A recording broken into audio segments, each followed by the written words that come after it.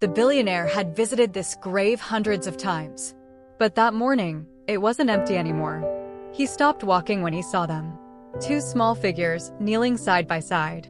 Identical. Silent. Hands folded. They were praying at his son's grave. Not crying. Not talking. Just whispering words meant for heaven.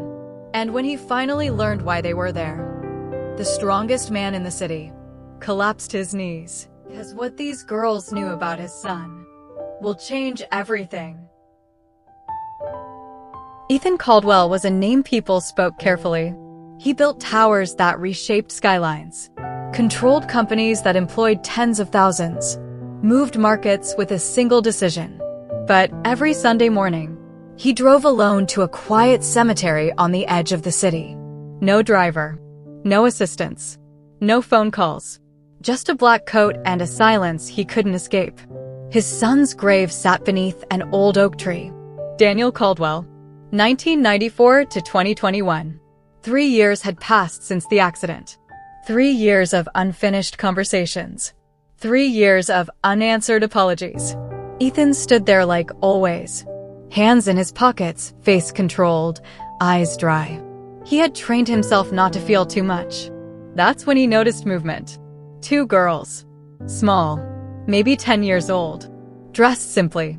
Matching jackets. Same dark hair pulled back the same way. They knelt at Daniel's grave as if it belonged to them. Ethan felt irritation rise. This was private. This was sacred. He cleared his throat. They didn't look up. But what stopped Ethan from speaking wasn't their silence. It was the name they whispered next. He left that day without saying a word. But the next Sunday, they were there again. Same time, same posture, same quiet prayer. Ethan watched from a distance.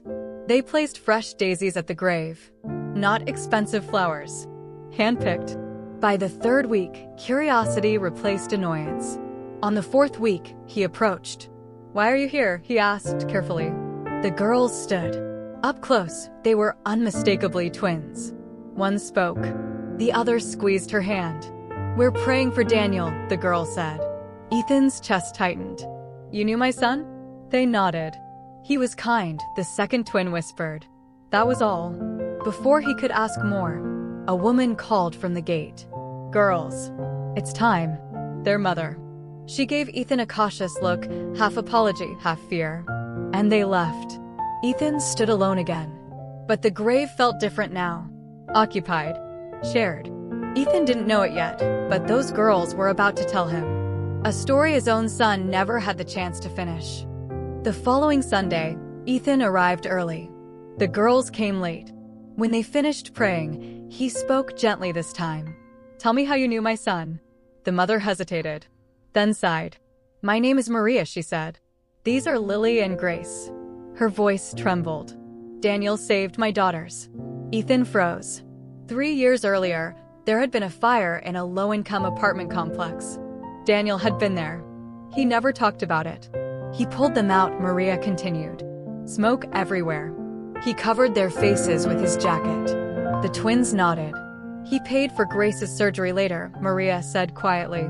"No one knew it was him. He made me promise not to tell." Ethan felt dizzy. Daniel. The son he accused of being irresponsible. The son he thought lacked ambition.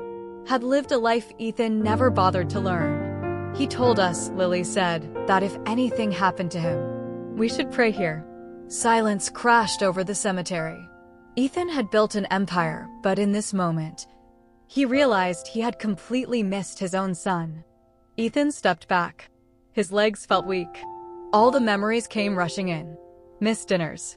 Unanswered calls. Conversations postponed for later. Later had never come.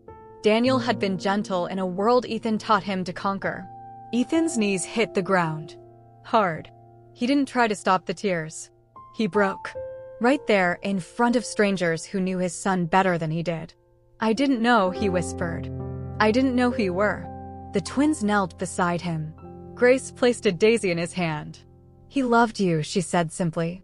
That was when Ethan collapsed, not from grief alone, but from regret. What Ethan did next would turn his son's quiet kindness into a living legacy. Months later, Ethan sold one of his companies. The headlines didn't understand.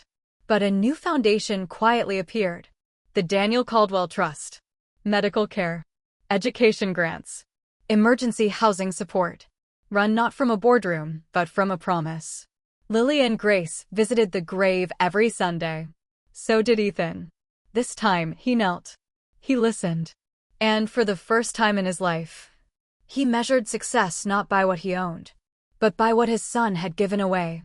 Sometimes, the people we think we failed are the ones who teach us how to finally live.